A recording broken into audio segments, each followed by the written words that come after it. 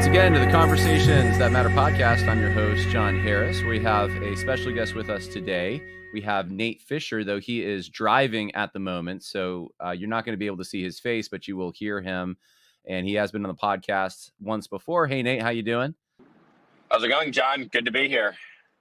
Yeah, I'm thankful that we were able to make this kind of work out. I have a very busy week, as I told my patrons, because my brother's getting married at the end of the week, and we have family staying with us, and it's just crazy. But this was a controversy. I really wanted to, while the going was good and people are still talking about it, I wanted to weigh in a little bit and give you the opportunity to weigh in with a crowd that may have seen some of the response to your particular tweet. So I should just remind everyone before we get into all that, of course, Nate, you are the founder of American Reformer, the CEO of New Founding. If people want to check those out, they can go to American Reformer. I believe it's .com or .org rather, AmericanReformer.org. And what's New Founding's website? Is just newfounding.com? That is correct. All right. So check those websites out. There's a lot of good stuff there. And maybe we can talk about that a little later as we get into it. But let's jump right into the controversy here, because I thought what you said was pretty obvious and tame, but you had a lot of pushback for this. So it starts off with Michael O'Fallon at Sovereign Nations, kind of in an argument with Jack Posobiec, who he's on Steve Bannon's show. A lot of people don't know who that is, but he's a political commentator. And they're kind of having this back and forth. And Michael finally accuses Jack of advocating for an unbound executive that would end our constitutional republic. And of course, this is the looming threat people accuse, quote unquote, Christian nationalists of advocating when they hear terms like Christian Prince and that kind of thing. And then you jumped in and you said, you're stuck in a nostalgic fantasy. We live in an administrative judicial bureaucracy with almost no relationship to the form of government established by the Constitution. And you follow that up with, I understand nostalgia for the Constitution or longing to restore the principles the founders established. But if you will not accept the reality that this is long gone, if you judge others based on fidelity to a set of principles that govern no one, then you are a fool. Strong words there. So what did you mean by that when you said that we do not have a connection or little connection to the Constitution of the founders?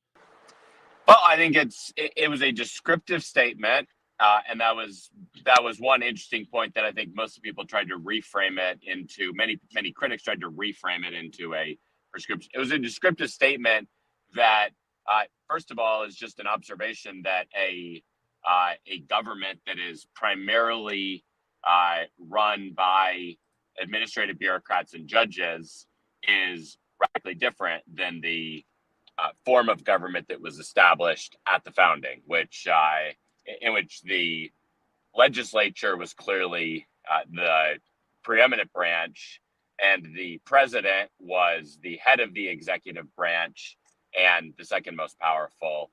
And I think they all would have agreed that the judiciary was the least powerful. So here you have, of the three branches named, the judiciary is arguably the most powerful. And then there's effectively a new fourth branch of government, or certainly a group of people who have very limited accountability to the other branches, who have vast power over large shares of government. And you look at that, and it's obvious that is a very different set of rules shaping our government than the original founding constitution. And what I meant particularly was there's sort of this strand of people, you could say on the right. I would say O'Fallon, it's sort of ambiguous whether he's really on the right. Maybe you would say classical liberals, certain type of libertarians, who regularly try to accuse people who address reality, in many ways, who either want to change the order substantially, or even who want to just operate within the rules that exist today to achieve substantive goals. They'll regularly accuse them of wanting to destroy the Constitution. They're effectively trying to hold over their head a set of principles that exist on paper, but don't really exist in practice today. So it was first and foremost directed at that that attempt to constrain actors on the right seeking substantive objectives in a way that reflects the reality of our government today.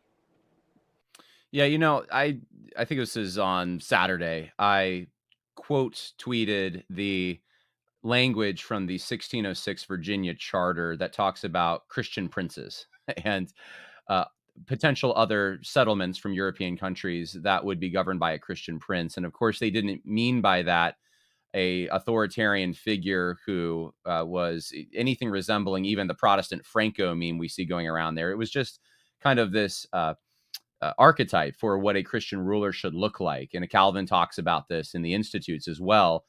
And you see people freak out about this. And I think it's important to remember this whole controversy we're talking about really is rooted in this freak out over scary terms and people who want to fundamentally, and I don't know, maybe, I guess fundamental is the word. Yeah, fundamentally change what we have currently because we know it's not working and it's evil and kids are being transed and all the rest. And it's curious to me because many of the people we're about to talk about who responded to you, Nate, seem to think that on some level all is well, that there's a mechanism for correcting this, and whether that's a court case that's going to come up, but somehow the federal government or the central authority is going to limit it itself, and it's just on the horizon. We just need to wait for it. Maybe it's the election this year is going to do it, but if we just are patient, then we can knock off all this nonsense about the Constitution ending, because maybe we're teetering, but we're going to fall on the right side somehow. I see this optimism, and I've seen it my whole life. And every single time the court or the executive or the legislative, but mostly the court, seems to violate the document, we're told the same thing over and over again. And I think young people, especially, are just sick of it. And I don't understand why a lot of older people are not, that they have such a religious devotion to this. Do you have an idea of why maybe some of the older folks who are against Christian nationalism, especially, who should know better, who have seen this train, have such a commitment to this document that doesn't seem to actually be honored? So I think it's really odd when you consider that many of the same people who most vehemently react to this also did things like express disgust at the Trump Bible. They were establishment figures who tend not to like Trump because they see Trump as not being willing to play by those old rules. They obviously used the fact that he released a Bible that included the Constitution, among other things, in it as a opportunity to denounce him and treat him as a heretic. And yet, it seems pretty clear that they maybe more than anyone come close to treating the Constitution as holy writ. So I would say it's in many ways it strikes me as a tool. What they're really doing when they express this allegiance to the Constitution is they're really expressing an allegiance to the current order. And it's a way for them to indicate that they're not dangerous. It's a way for them to challenge those who would assert a substantive, a request for substantive political leadership. So they've been influential, and they've been influential in ways that have allowed them to sort of be seen as, you could call it, loyal opposition to the ruling party. They make clear that they're not in any way trying to upset the system. In many ways, the Constitution, their allegiance to the Constitution, is either a stand-in for the current regime. So I think one thing you'll notice a lot of times when they talk about the Constitution, they're actually talking about a set of post-Warren Court rulings, which are substantively a long ways away from the Constitution of the founding, and certainly the way many of those exact words were interpreted for majority of our nation's history. And that's a real irony. That's really, they're using the constitutional label, but they actually mean in many ways our sort of current Constitution. And others will do this, and they'll sort of complain about how the Constitution's been subverted, but they sort of hang on to a proceduralism that nonetheless ties a hand behind our back and prevents us from substantively challenging the current regime. And both of those end up sort of the former one appeals to people who may be people like David French, let's say, who are really aligned with the current regime. And I would say the latter one appeals to people who might sort of fashion themselves grassroots radicals, fashion themselves sort of a little further to the right, true dissidents, but they do so in a way that remains non-threatening. And in both cases, it allows them to sort of gain the benefits of being a sort of nominal political leader without any of the risks or responsibilities that go with actually trying to take on a substantive opposition role.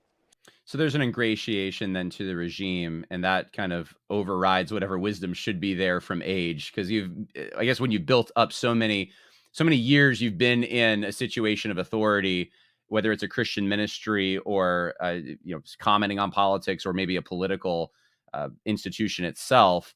Then it's kind of hard, I suppose, to look at that and say, I was during that entire time working in a system where there was little hope of transforming it from within. And I'm wondering, and I'm putting the best spin on it possible, if that's going through their heads, like what is my life's work if that's the case, if this is all just kind of dead. So anyway, well, let's move on. Let's talk about some of these responses so I can let you respond. There was a guy named Wade Stotts who made a video, and I'm assuming it was in relation to what you put out there, because his video was titled, "Yes, the Constitution is Dead."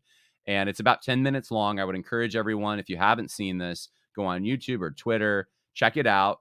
It's a great little piece that communicates, I think, succinctly your concerns. Did you find that video to be the same concern that you have, Nate, or did you disagree with Wade at all? I agreed. I thought it was quite a it was a very well done piece, and it was just a great run through many of the changes that arguably are really numerous successive constitutions. I mean, in the U.S., we certainly label it. We keep a higher degree of sort of nominal continuity, whereas, say, France would just straightforward admit that they moved on from their third republic to their fourth republic to their fifth republic, etc. We've had similar transitions, but treated them on paper like they're just evolutions of the same regime. I think he very clearly lays out exactly what those successive constitutions are and what are effectively evolutions of the regime. Now, I think there's one important point to make there, and his title is a little provocative. It says, "Yes, the Constitution is dead." I think the point that I really made, and I think the two tweets together add context, is the Constitution of the founding is dead. It's a meaningfully different Constitution that governs us today. That doesn't mean we have no Constitution.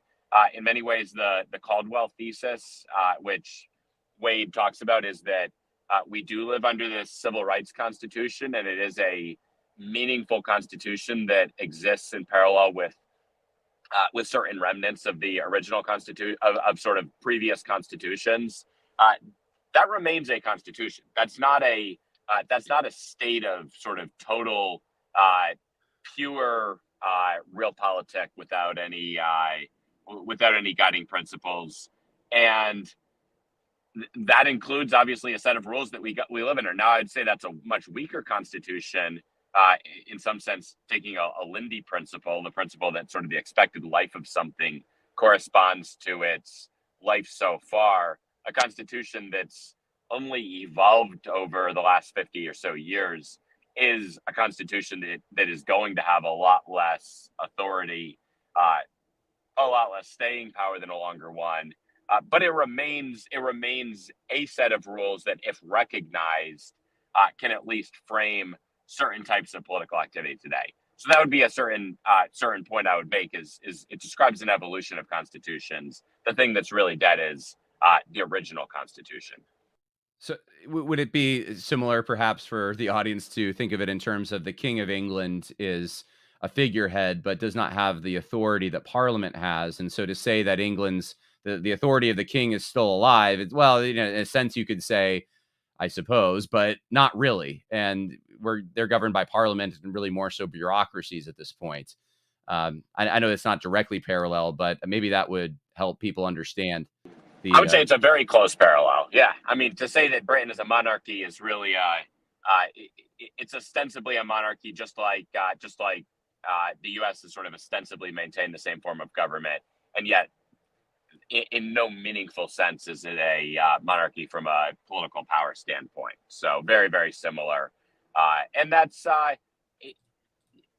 think understanding what is the Constitution of Britain. Again, it's an unwritten constitution, so in some sense, it's actually accepted and taken for granted that you understand the rules as they exist at this time.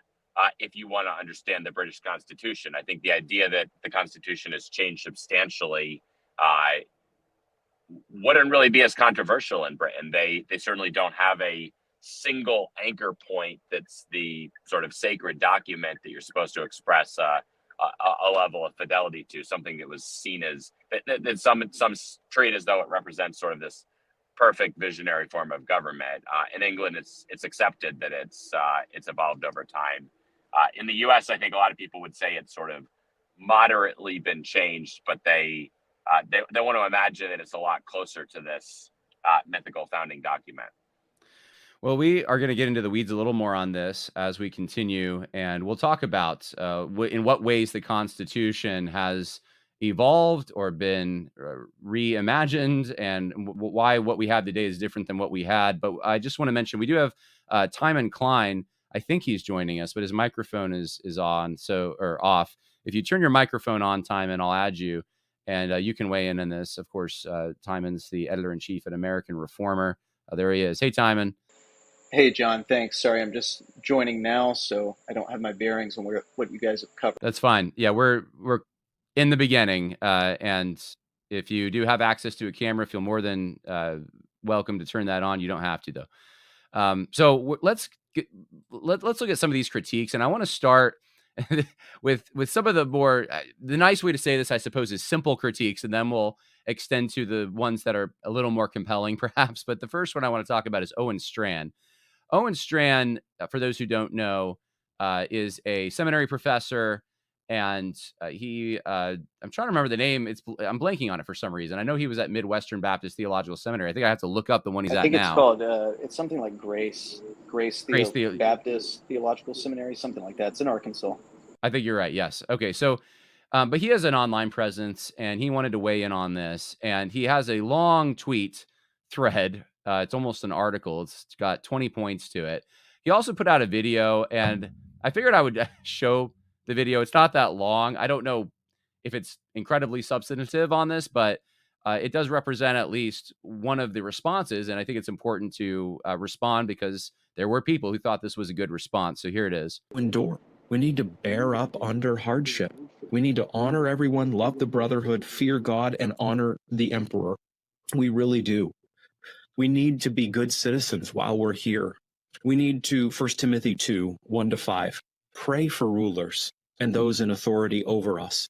It's very frustrating to be under godless leaders. That's not a bad instinct when you feel that. That's a good instinct. But fundamentally, the agency you and I primarily have as believers is not to press a button and make a given country perfect or righteous or Christian.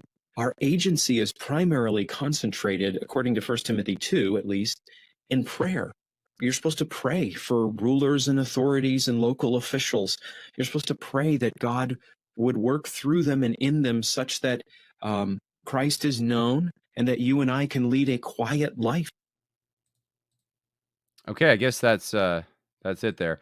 So he has a tweet thread in which he gives the reasons for why he said what he said in there, and seems to assume that those who are saying what you're saying, Nate, are essentially in favor of dumping the Constitution for a more perfect type of America, and that America is a theonomic America. So it's a critique of theonomy, essentially, or his version of theonomy, what he thinks is theonomy. and that this is not grounded in the New Testament, that we're supposed to pray for our leaders, and this is a revolutionary impulse that you're advocating, Nate, that should not be advocated. So what do you say to that? Well, I think you'll see a pattern with Owen, which is often an attack against a straw man characterization of, let's say, more sophisticated discussions on the right. And this represents that. I think there's a couple of assumptions baked in there.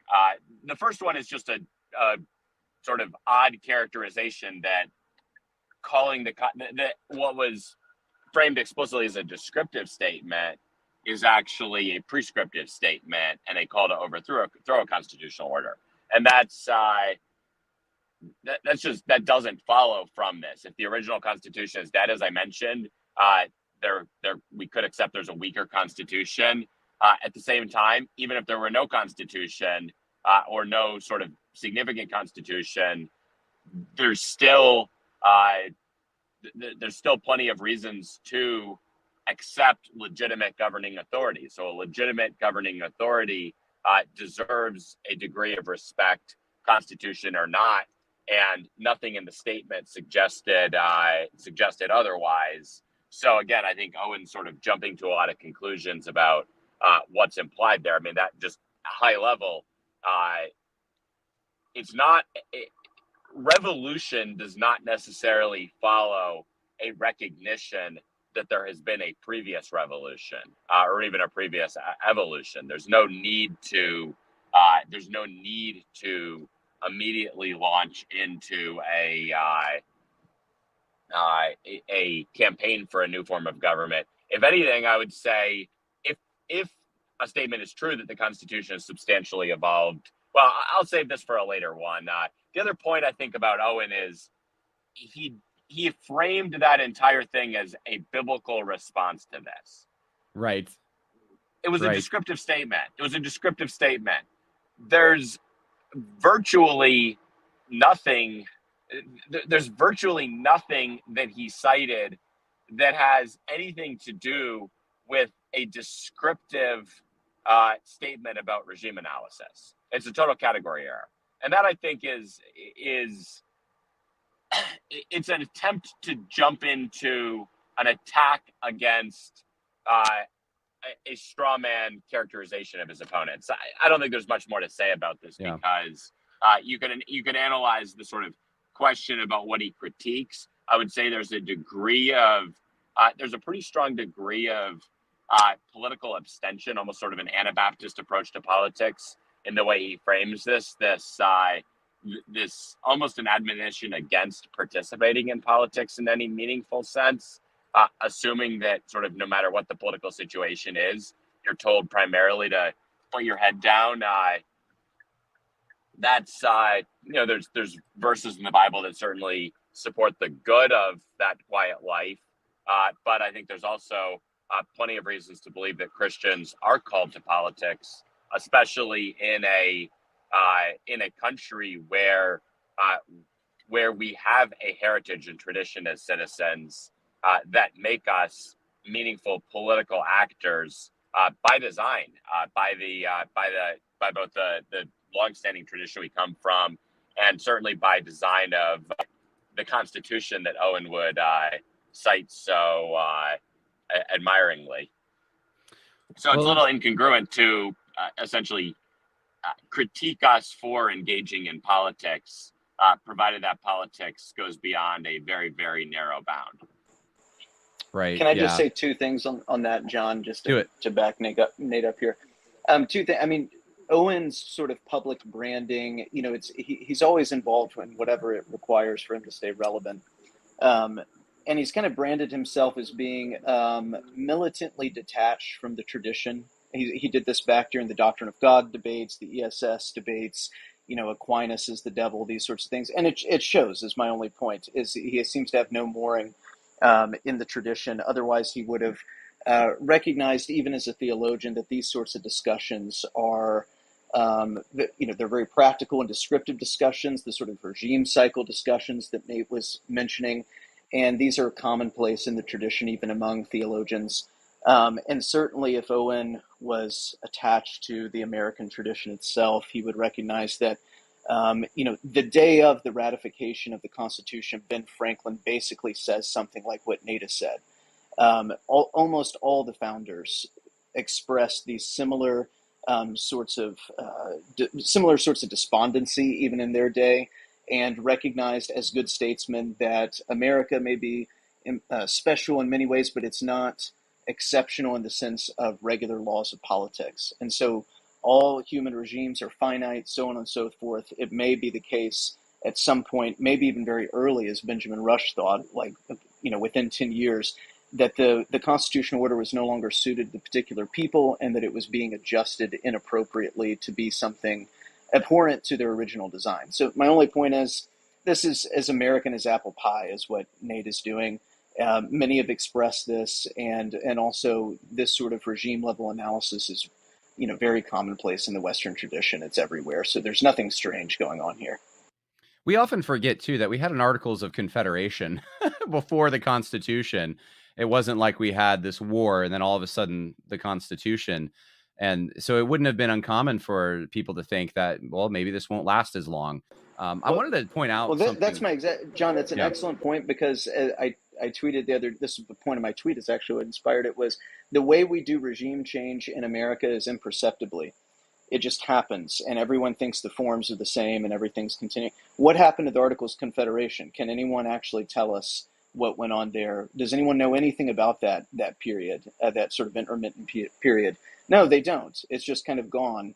But what, one way to describe that is America's first coup. That's one way to describe what happened. So I'm just saying more radical things have happened before. This is not strange again. So. And that was supposed to be a perpetual union. The Articles literally says that. One of the things I wanted to point out was Dr. James White, who actually teaches at the seminary that Owen works at. So they're colleagues. I don't have it up on the screen, but I do have it on my phone if people can see that. This is from 2015. And it says that we have, so this is, I think, probably right after the Obergefell decision, but he says, he quotes John Adams and saying that we have no government armed with power capable of contending with human passions unbridled by morality and religion. Avarice, ambition, revenge, and licentiousness would break the strongest cords of our Constitution as a whale goes through a net. Our Constitution was made only for a moral and religious people. It is wholly inadequate to the government of any other. And James White then says, R.I.P. Constitution, with flames, a picture of flames engulfing the document. This is interesting to me just because this is one of the colleagues that Owen Strachan has been working with. And it doesn't seem like it was a problem when James White, and I know there were others at the time after the Obergefell decision, were saying things like this. But all of a sudden, if someone who's affiliated, associated, or has given any platform or had conversations with quote unquote Christian nationalists says the same thing, they're in trouble. And I need to point out that what I think is somewhat of a hypocrisy there. Of course, Owen was not the only one to critique. Other critiques came in. We have Dr. Jordan Cooper, who said that Nate, he said that you were critiquing the longing to restore the principles the founders established as well. So it wasn't just an acknowledgement in a descriptive manner, but you were prescribing that we should not seek to recapture what the founders had. And I'd be curious about your response to that particular critique, since I think this is a little bit more sophisticated than the one we just went over. I would say it's a straight misreading of my post. I said I understand a longing to restore the founders, the principles put in place. I don't respect attempting to hold people to them when they don't exist. So I actually think my description there is entirely consistent with efforts to restore the founding principles. There was a great scenario that C.J. Engel gave where he talked about, he essentially gave a scenario of, let's say, President Trump came in and took complete control using very aggressive moves took complete control of the executive agencies, fired lots of people, really manhandled, in a sense, the government into something that actually resembled the executive branch as prescribed in the Constitution. That would require a lot of actions that a lot of the people who are very concerned about constitutional procedure would get upset about. It would effectively be, you could argue, sort of extra constitutional action in a direction that would actually move us back toward the constitutional order. And I think I affirmed that as a positive example. So you can recognize that you can certainly recognize that it's legitimate to want to restore those principles. I think there's at least a lot of good debates to be had over the extent to which those principles still are possible in America. All I reject is the idea that those should be imposed as dogmatic when they're not yet effectively, they're not yet in effect as constitutional rules. Yeah, and maybe we can talk about that a little later, because I immediately remember the George W. Bush quote about we need to kind of, I don't remember exactly how he phrased it, but we need to kind of go outside of the Constitution to save the Constitution, which I think was a tool at that point that was used against the Constitution, and we have seen negative fruit from it. But what if someone who had the goodwill and actually valued the principles behind the Constitution decided that, we're so far gone, I'm going to use power to kind of roll back everything? Would that be a viable option? And yeah, it's certainly a discussion worth having, but it seems like you can't even have the discussion without people accusing you of betraying the founding somehow, which is what seems to be happening here. And Erick Erickson was the next one. He said, Well, notice. and John, on that, I mean, something that most of these people who I think we can categorize as sort of whatever they're classical liberals or whatever they would call themselves, when they talk about the Constitution and the founding, they may not recognize everything that's happened, in the way Christopher Caldwell describes it or whatever, but they're really talking about the post-Civil War Constitution. And they venerate Lincoln, and they think everything he did was great and perfectly constitutional. And any good historian, even ones that do venerate Lincoln themselves, will tell you that's simply not the case. So it was run roughshod over. There were many extra constitutional liberties taken by the executive at that point, simply unprecedented.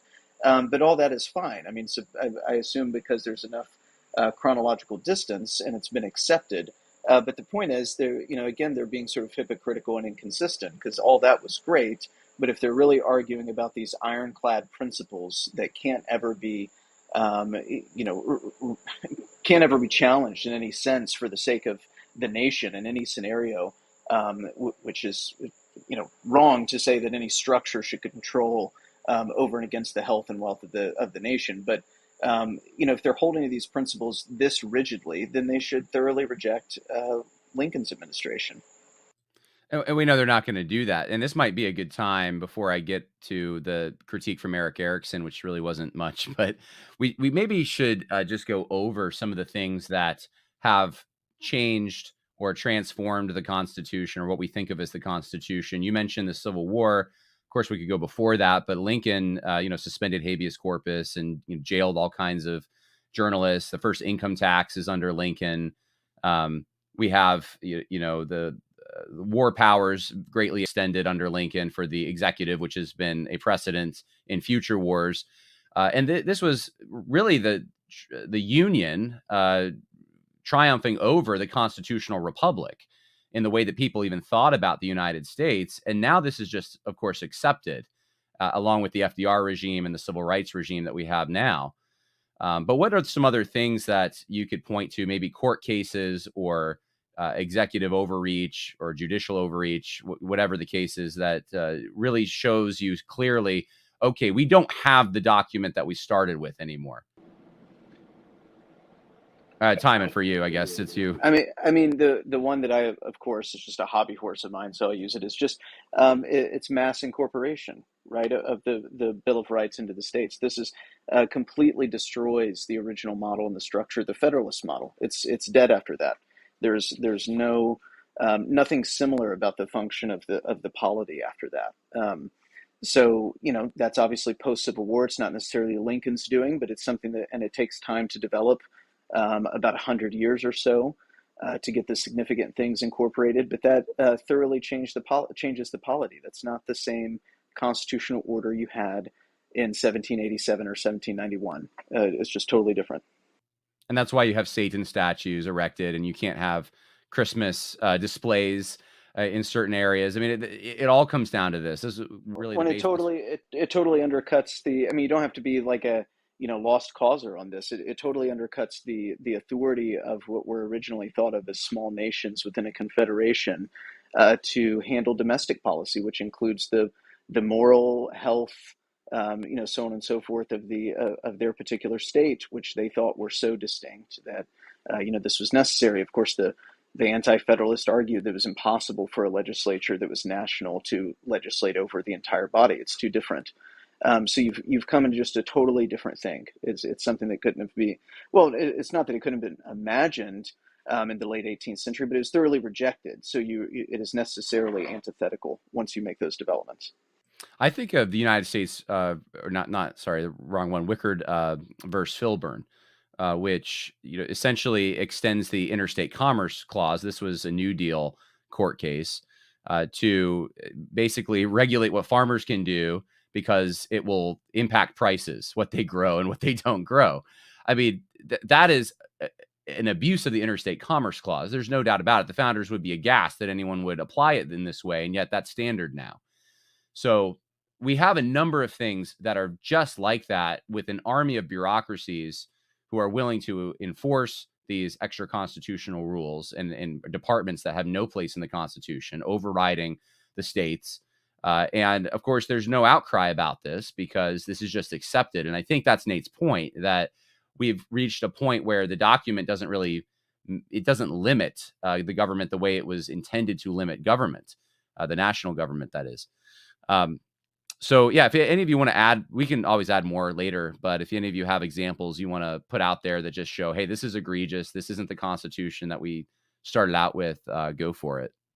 I mean, I think an early one is Marbury versus Madison. It was at least debatable whether the Supreme Court had that supreme authority to arbitrate these disputes between the branches. And not just Marbury, that was obviously sort of an early step, but a number of cases in that sequence that substantially increased the power of the judiciary, the judicial branch, all the way up to the point that you can have a random federal judge in, I believe, Hawaii, issuing an nationwide injunction to block a presidential order on a matter that is sort of very clearly, actually, I believe was, at least one of these was Trump reversing a policy of Biden, of Obama's, that itself was sort of on its face unconstitutional. Trump reverses that, and you have a judge issuing a nationwide injunction blocking Trump from reversing that. And you've gotten to the point that that's sort of a comical level of judicial supremacy over the elected president of the United States. And I think that's started with a sort of a sequence of cases, started with Marbury versus Madison, and just assertion of judicial authority beyond what was clearly prescribed in the Constitution. Yeah, and I just thought of another example too, like Hamilton and Jackson, of course, getting rid of the national bank because it was unconstitutional. And now we have the Fed. It's like, that was a debate at one time. People can't believe that, but that really was. And now it's just assumed that there's of course a national bank, and there's a Federal Reserve that controls interest rates and all the rest. So, all right. So let's go through some of these other pushback tweets that came against you, Nate. There was one from Erick Erickson, who's a radio host down in, I believe, Atlanta, conservative talk radio kind of host. And he says, notice, to your original tweet, notice he thinks we are both not under the system we're still under, and also doesn't actually want the system the founders gave us, but something else. And this is very similar to the last one, but he follows it up with this. This is why I wanted to read this. There is no difference from the Marxists. So, Nate, you're you're Marxist, I guess. I don't understand what the logic is there. Eric is a hysterical guy. I think he has a pattern of excessive responses that display sort of little connection to certainly little sober-minded analysis. He's a very bloodthirsty person, which is concerning. I think he probably has more tweets expressing a desire for sort of mass killings of various groups of people than anyone I've seen. And I think he responds with a similar hysteria to political statements he disagrees with. All right, fair enough. Let's go to Daniel Darling then. He says something similar. He says that he doesn't say Marxism. He just says you're using the same logic of postmodernism reflected in the 1619 Project. I don't even, maybe you're going to give the same response. I don't even know what to say. That's just bonkers. I mean, what's striking about that is he was challenged on that by many, many people. He never engaged. I asked him to clarify. This is a professor. This is a seminary professor, and at a Baptist seminary, and refused to engage at all, even though he's directly attacking me. He's directly making a range of accusations. I actually sent a letter to a number of the people at the seminary, a number of the leaders there, sort of noting the impropriety of this level of public accusation. I await a response there, but I think I would just say it's sort of a sign of his character that he sort of jumps to a bunch of conclusions, makes moral and spiritual conclusions, makes just some moral and spiritual aspersions about that, and then slinks away and doesn't even respond to my direct request for clarification. And I think for those who are considering Southern Baptist seminaries, I just had someone again yesterday ask me, John, what seminary should I go to in the SBC? Southwestern is not one I would recommend, and it's because of stuff like this. And you might say, well, this is one guy.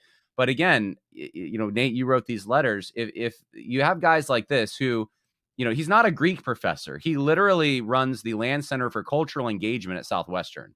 That's his job. He's supposed to engage culturally, and he's very bad at his job. So what does that say about the other departments, in my opinion? But he invokes horseshoe theory. That's the only justification. I think it's really all comes down to an authoritarianism. They just think that if you get rid of the Constitution, the woke wants to do that. The Christian nationalists want to do that in their minds.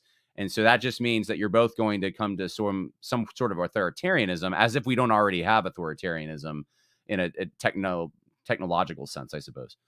Yeah, that's the key point. Is I would just say it's a very shallow level analysis. I think he's widely recognized, sort of like Owen.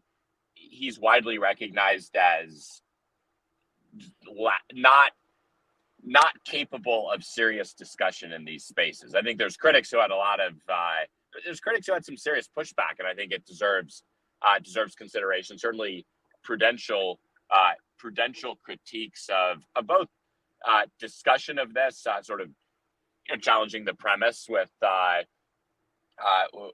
real arguments, and then you have comments like Dan's and Owen's that are really just cursory and very shallow. Yeah, and that's an indictment. That's not that should be embarrassing. I think one of the leading Southern Baptist seminaries should be able to do better than that. Yes, absolutely. So speaking of Southern Baptist, Andrew Walker wrote an entire article, which I'm sure both of you have probably read at this point. It's only a few paragraphs, but I think the key point here is that he says that this is an offhanded remark, but he tries to distance himself from being a boomer con, and that he's trying to say, I understand the dilemma, but we are, this is what he says, we can basically eliminate or destroy the administrative state because we have the Chevron ruling to come. So he's holding out hope that the Chevron ruling is going to somehow delete the administrative state, which I almost laughed when I saw that. For those who don't know, and this is, maybe you can expand on this more, Timon. I'm sure you've been keeping up with this, but this ruling would essentially overturn I think it's called the Chevron principle, in which bureaucracies get to essentially enter ambiguous Chevron language. deference is Chevron deference. Yeah. So this would make it so that they can no longer interpret ambiguous language themselves. So therefore, Congress has to, I guess, interpret it, or they can't. Like, I think what the example was in the fishing industry, regulators are paid by the fishing ship companies or something, and so and it's because of some misreading, not even misreading, just an ambiguous reading of some bureaucratic directive. And the case would say that you can't do that anymore. So do you think that has the potential to destroy the administrative state? No, this isn't. It's a strange. I skimmed this article from Andrew, and Andrew's a friend, but he knows we don't agree on many things. That was such a strange invocation of him on this particular issue. One, because I am partial to, I think, just as a fact of the matter, many scholars of administrative law, that something like Chevron deference will always exist. It's inevitable if you're going to have this kind of structure, this kind of bureaucratic structure, that this will happen. It's just we happen to have a case right now that's an easy target. So, they can do what they want with it, but it will probably continue apace. It's probably a futile, project to try to overturn this. So that's one thing. The other thing is, even if you were able to remove this sort of significant leeway that has been given to the administrative agencies, I don't understand intellectually, and maybe both of you can help me with this, how it has any relevance at all with what we're talking about. And in fact, my primary impetus for talking about these things like the Constitutional Order is totally different now than it was, in the late 18th and early 19th century. It has almost nothing to do with the administrative state. That's something that I would critique on different bases, but it's not central to the case, the descriptive case, in my opinion.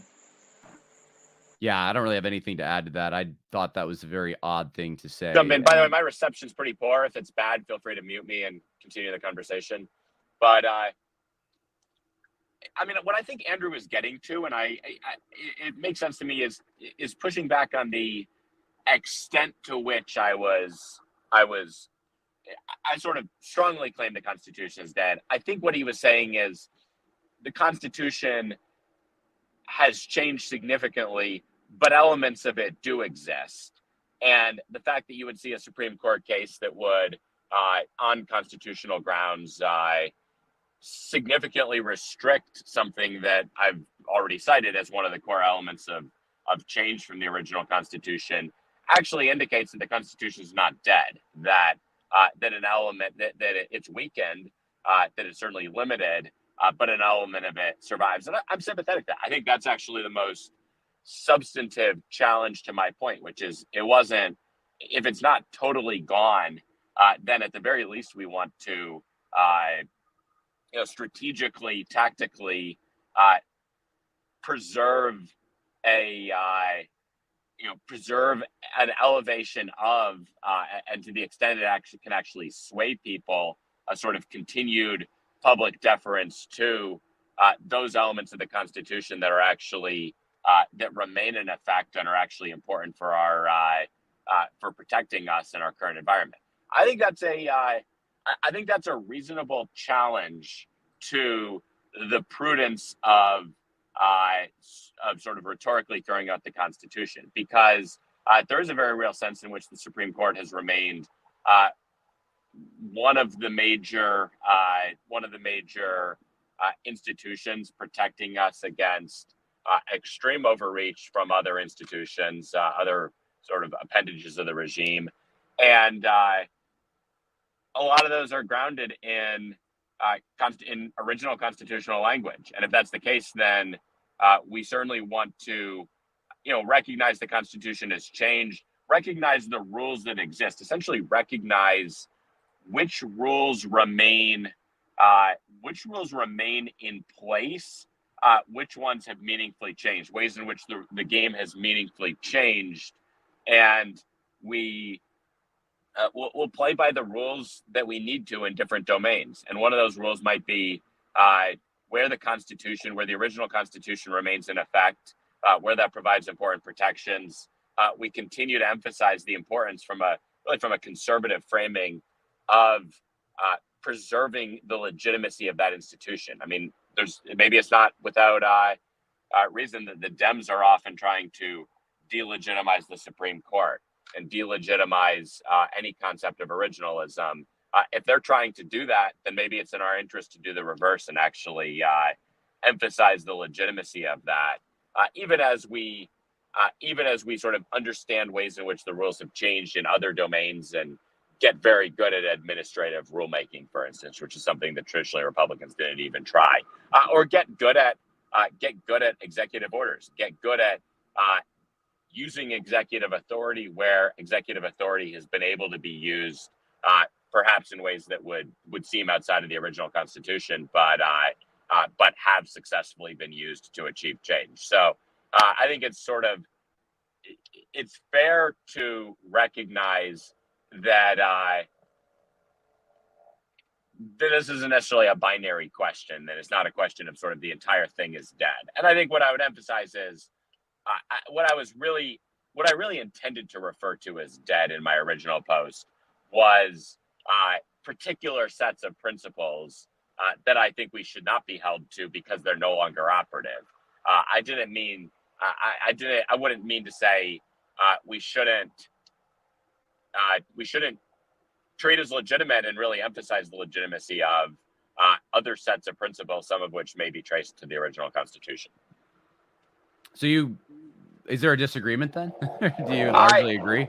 Well, I was sort of emphasizing the point of agreement with Andrew's post there, which is, I think what he was saying is it's not all dead.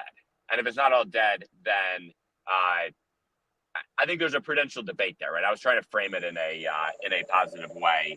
But Nate, doesn't this express I think this emphasizes the point that if someone is, the response to your original tweet is, hey, it's not all dead, we might overturn Chevron deference.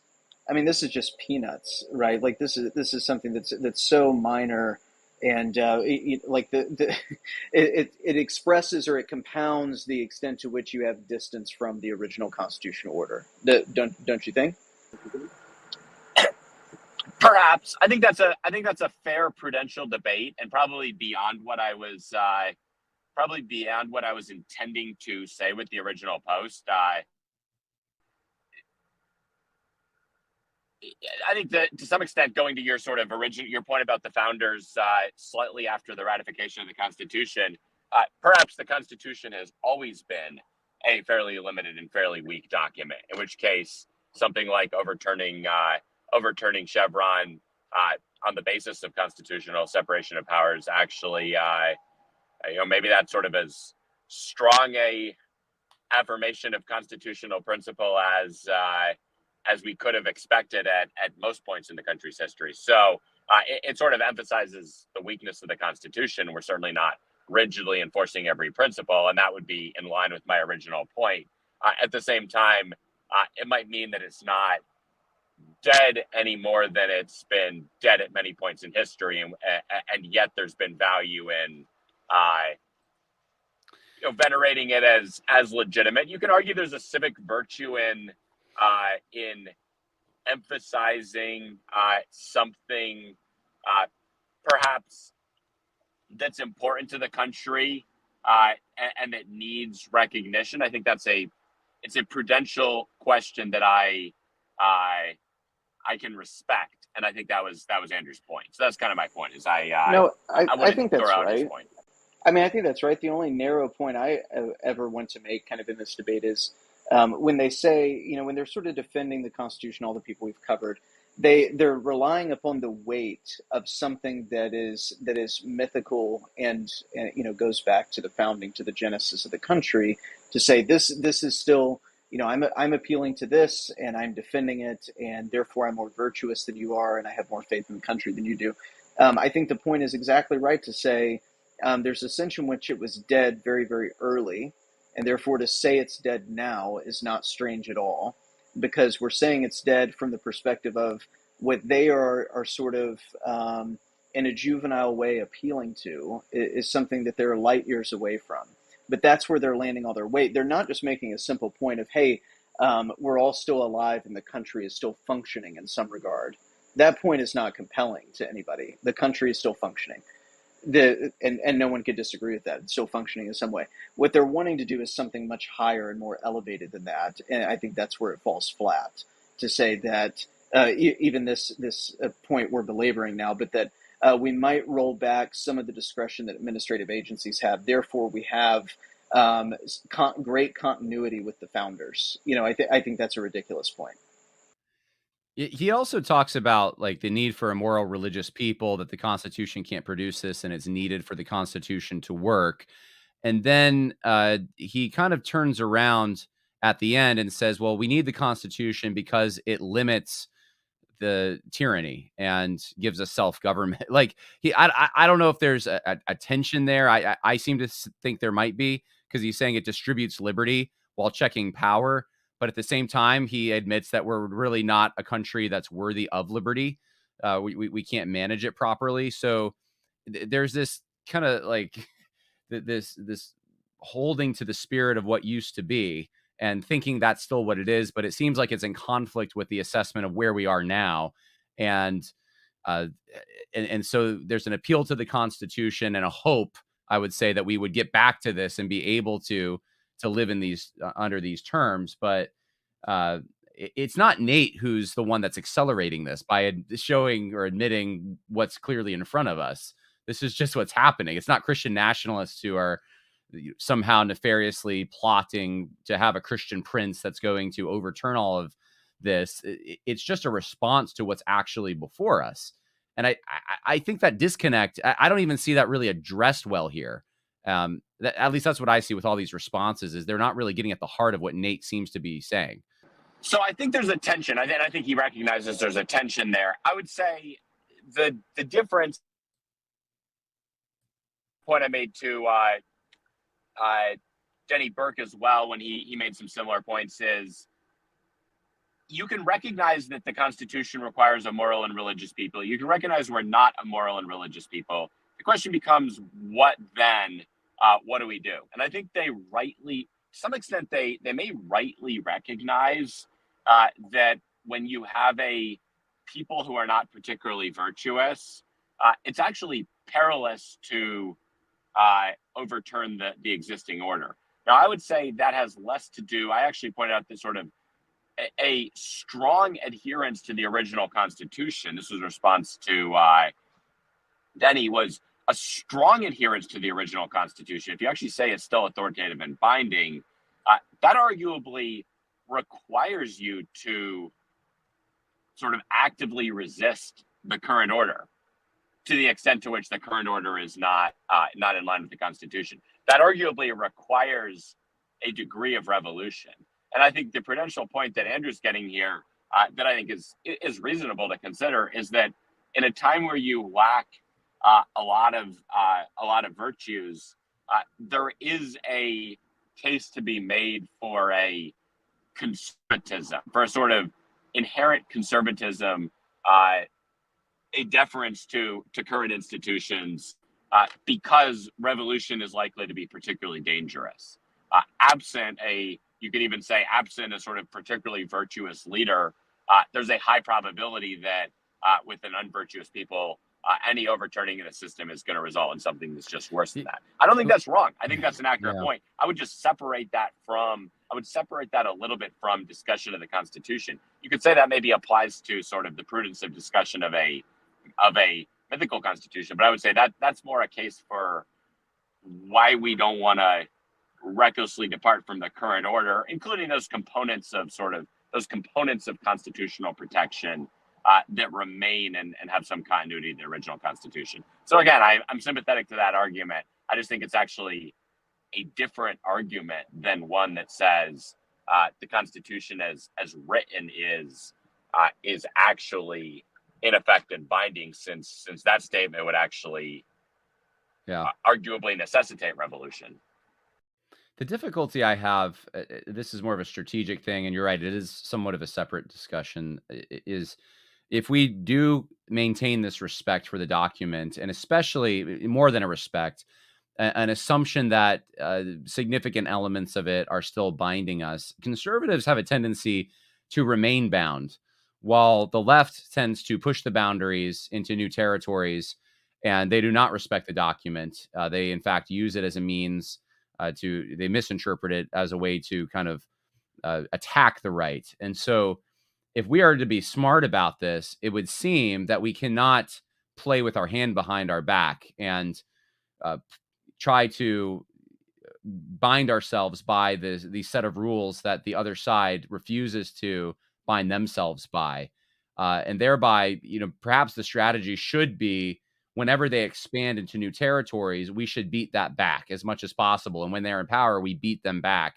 When we're in power, though, we have to be smart about, for example, executive orders is a good example of this. Like, when Trump comes into office, does he just roll back every unconstitutional executive order the Biden administration put in there? Or does he say, you know what, executive orders are unconstitutional, I'm just not going to engage in this? Like, that would be very bad if he did not use the authority that the Obama and Biden administration have cultivated to then roll back the innovations that they foisted on us. You know what I mean? Well, I think you could take it a step further and you could say, practically speaking, these executive orders, regardless of their constitution, were allowed to have great effect on the country, meaning executive orders are actually a way to get things done in our current order. If you understand the real rules of the current system, then yes, you may eventually get some sort of Supreme Court restriction, but it's allowed to have great effect.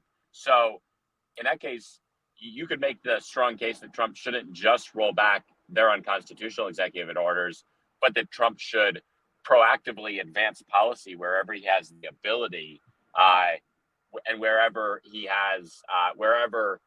such orders are likely to achieve something meaningful, even if we would prefer to say they are outside of the Constitution.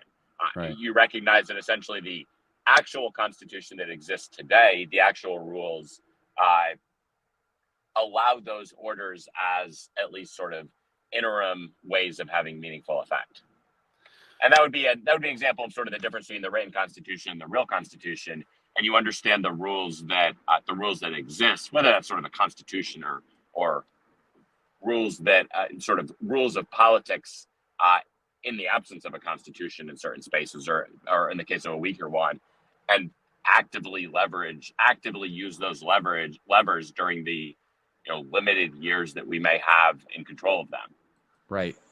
So this is exactly right. I mean, if the people commenting and they're using the John Adams quote that everybody uses, if they're recognizing in any sense that the necessary preconditions for the original constitutional order are gone, which we all do, and assuming that they actually do, then the only path forward into any sort of recovery would be to act prudently within the existing rules of the game, as Nate was describing them, in order to attempt to reproduce those conditions that would allow you to return to some semblance of what we had before, if that's what they really want. I mean, everyone's got to decide what their actual goals are. Is it just to defend the status quo and pretend nothing has changed and sort of play upon the authority of the founders, capital F, or is it actually to produce good governance for the American people and try to replicate the conditions that would allow you to return to something more like the way of life that the people of the early republic had? I mean, people just have to decide what they want. But in any case, you have to play within the current